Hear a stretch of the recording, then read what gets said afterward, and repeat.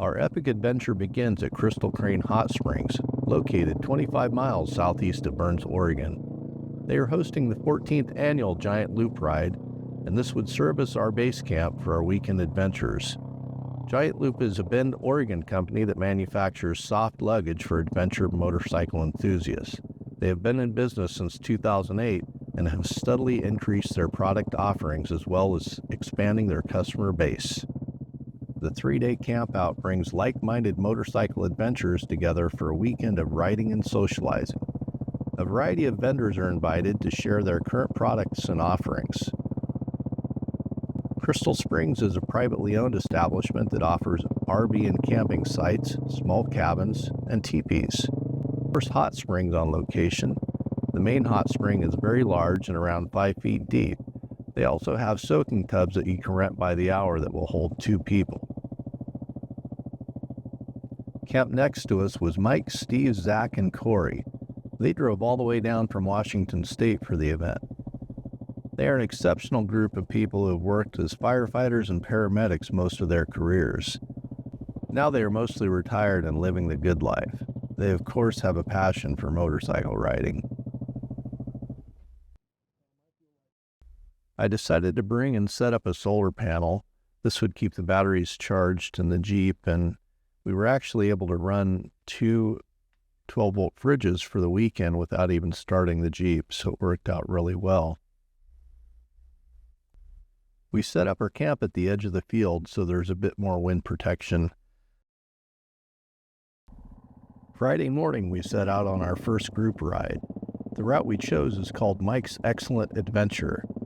The route would take us near Warm Springs Reservoir through beautiful rolling grasslands. The dirt roads were dusty and dry. Because of the geology of the area, there were plenty of rocky sections as well. The Harney Basin, located in southeastern Oregon, was formed approximately 32,000 years ago when lava flows created the Malheur Gap, which separated the basin from the Malheur River. The basin contains a sequence of volcanic and sedimentary rocks. Archaeological evidence indicates human habitation in the basin as early as 10,000 years ago. The northern Paiute people lived on the land throughout the years. They originally lived a semi-nomadic lifestyle, moving from place to place, following animal migration patterns and seasonal foods. They lived in small independent groups that consisted of a handful or so of different family units. The U.S. government first established the Malheur Reservation for the northern Paiute in eastern Oregon. Later, the government created larger reservations at Pyramid Lake and Duck Valley, Nevada. The views were sprawling and spectacular along the way. Unfortunately, I had my camera set to ultra-wide view, and I don't feel like it conveys how incredible the landscape really is. I saw a group of riders stopped on the side of the road taking in the scenery. As I passed, I didn't notice that one of them was our lead rider and had to turn around. We stopped for a few minutes, then the rest of the group quickly caught up.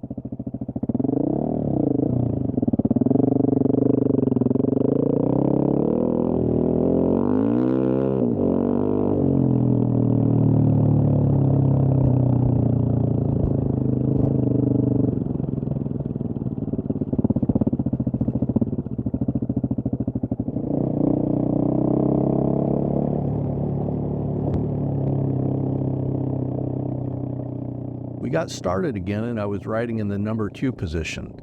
I slowed to look at the amazing view again, but not wanting to hold anyone up, I twisted the throttle to make up some ground. I didn't notice a rock sticking up out of the ground until I was on top of it. The rock hit the right side of the front tire and pitched my bike to the right onto the shoulder. I made the split-second decision to hop out onto the tundra and ride it out. It was at that moment I knew I'd royally screwed up. Somehow I came away from the wreck with no injuries. My bike was a little beat up and I was embarrassed. My front tire was damaged on the sidewall from hitting one of the multiple rocks I never saw until it was too late. Mike, Steve, and Aaron helped me install an external patch on the tire to increase my chances of making it out to the pavement.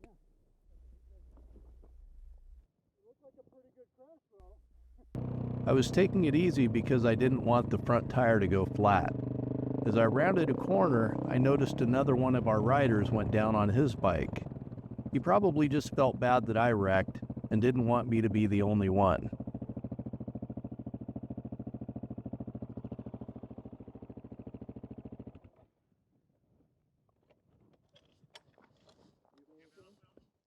I didn't. I was too far behind you. I got it. Fortunately, there were no major injuries and no damage to the bike.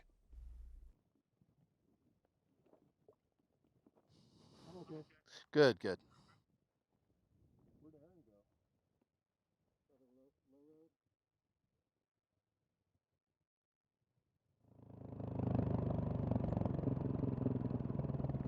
We caught up to the rest of the group at a Y in the road.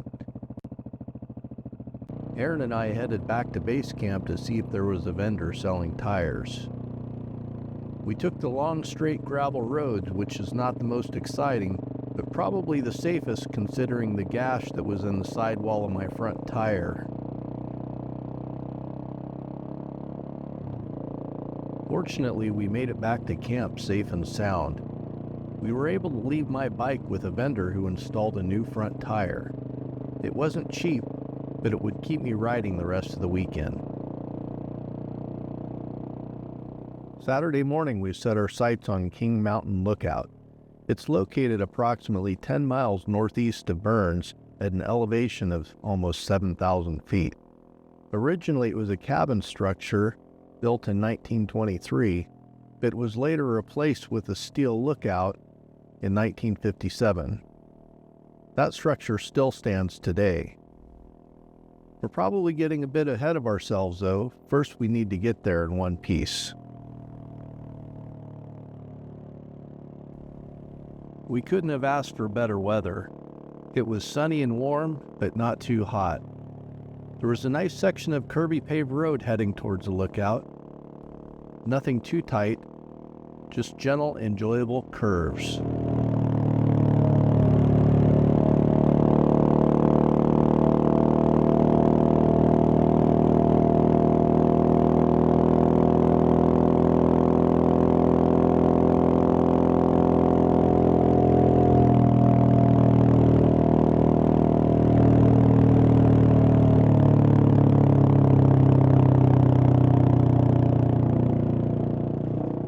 It wasn't long before the road turned to gravel.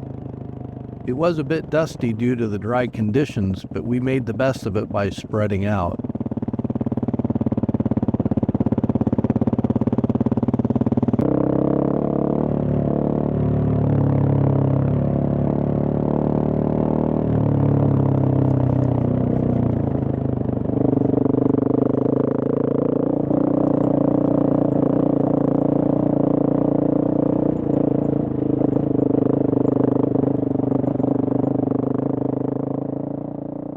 The road leading up to King Mountain Lookout became slightly rocky and technical, but the GasGas 700 didn't have any issues. The lookout was no longer active, but it was open to the public so we could check out the view.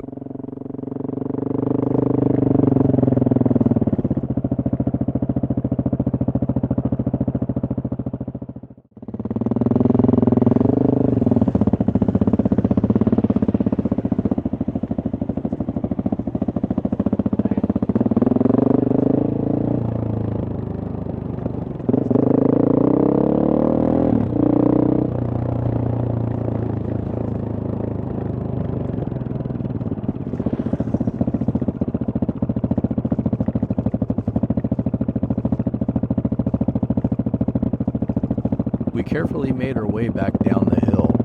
It was slightly rocky but not too steep. Everybody in our group made it down without incident. We noticed a lot of other motorcycle traffic. Not all of them were doing a great job of riding right. There were a few riders stopped in the middle of the road. Come to find out, one of them had a broken foot peg they were trying to deal with, but nobody was injured.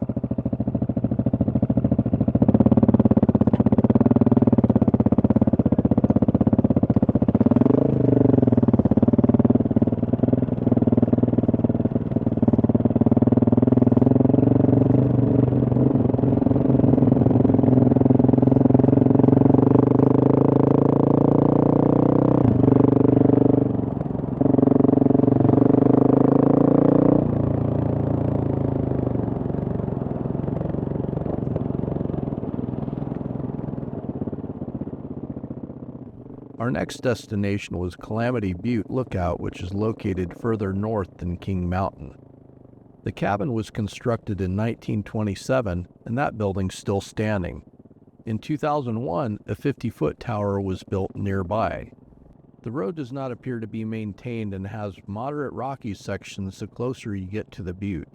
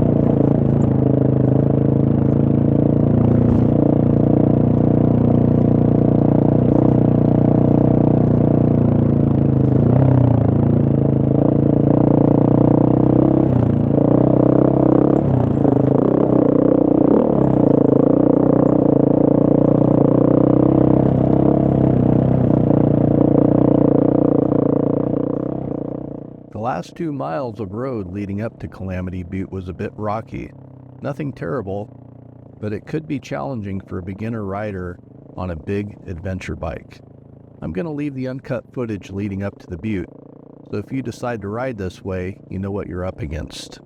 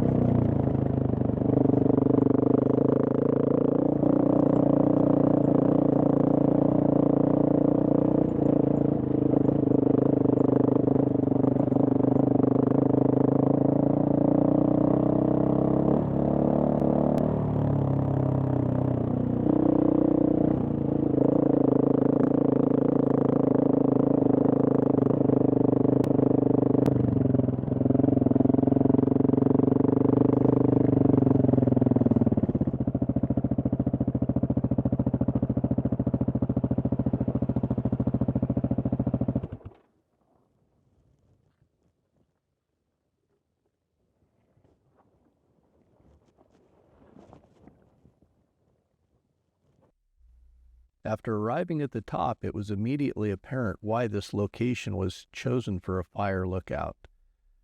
There are 360-degree views that allow you to see for miles on a clear day.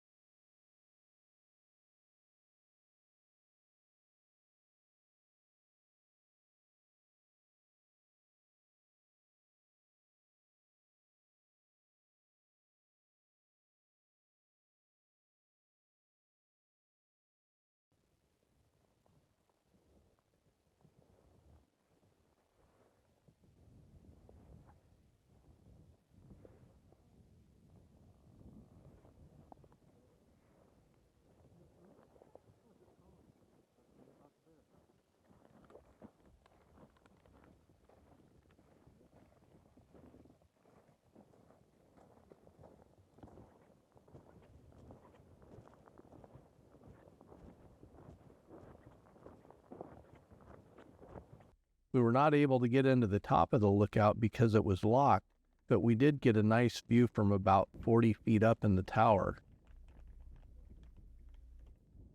Our group spent about 20 minutes on top of the butte, relaxing, socializing, and just taking in the views. Heading back down the hill, it was difficult to concentrate on the road. The views were still incredible.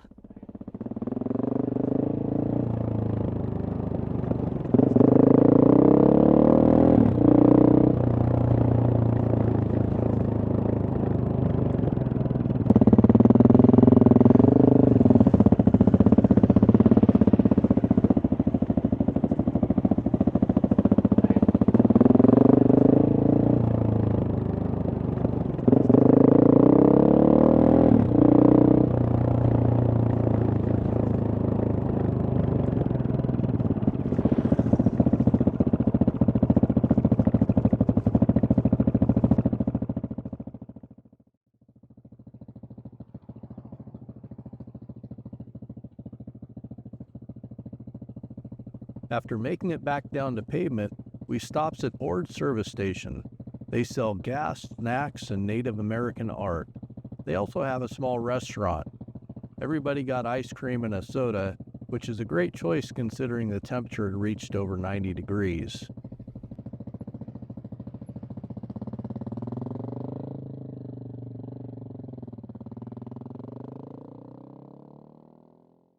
With the pit stop over, we continued on pavement for a few miles before turning off on a dirt road for the last leg of the day's journey.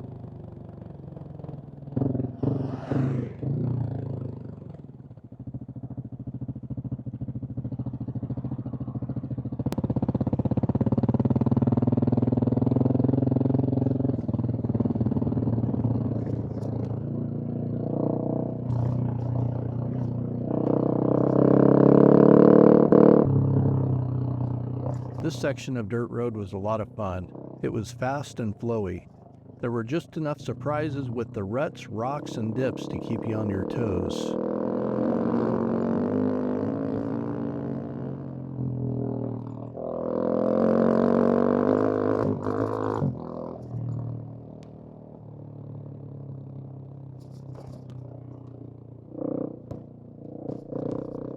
After the dirt section, we headed back to camp for a cold beer and a hot meal. Sunday morning we packed up camp, but were not done riding. We trailered the bikes and drove 20 miles south to the Pete French Round Barn. We asked nicely at the visitor center and they let us park the Jeep and offload the motorcycles. The Pete French Round Barn stands in the heart of Harney County and remains a monument to one man's livestock empire. Peter French arrived in 1872 and began amassing land and cattle. By the mid-1880s, his enterprise had grown to 70,000 acres and 45,000 head of cattle. Although dubbed the Cattle King, French was the first rancher in the area to put up hay. He also raised thousands of sheep for their wool. The round barn was used to train wild horses to pull long wagon trains full of wool, hay, and supplies to market in Oregon City.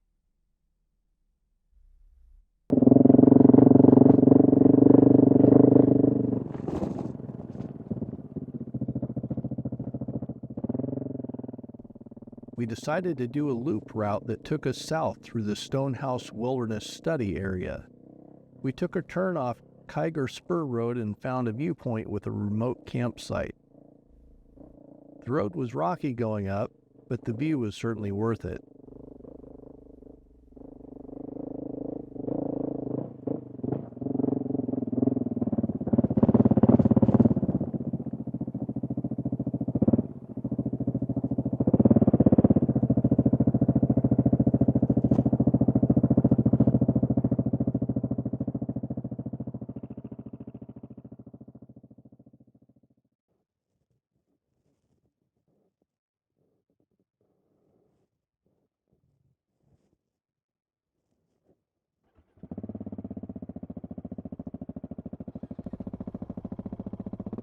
After taking in the view for a few minutes, we headed back down the hill.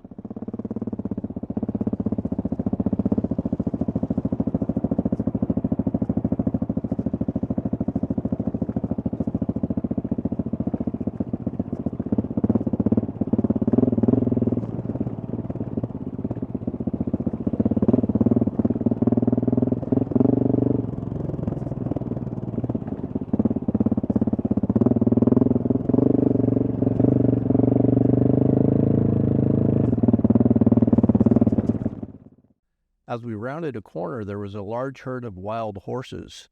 They seemed a little unsure of our motorcycles, so we shut our engines off to relax for a few minutes. We could see a few foals in the mix. They couldn't have been more than a couple weeks old. It was amazing to find these creatures out in the wild. It's not every day that you get to see wild horses.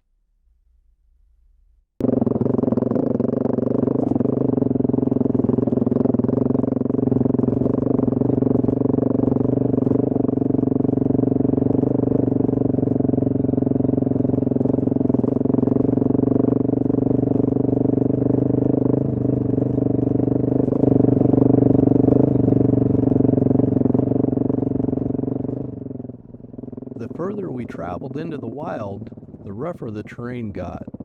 We didn't mind though. The scenery was pretty amazing. On several occasions, our path took us through fields of wildflowers.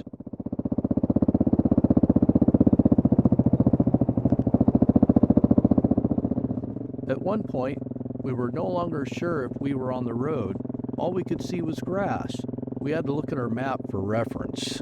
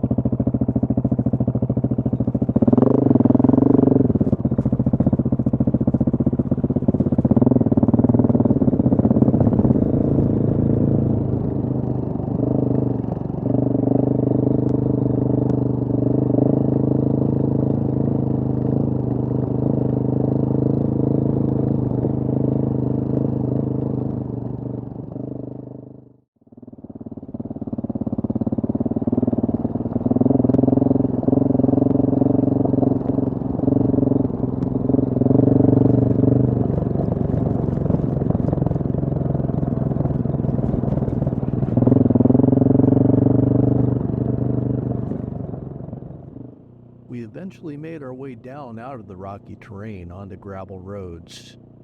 It was a great day of riding. Many of the roads we traveled had not seen people in recent times. This is an area I could see spending more time in, camping and exploring.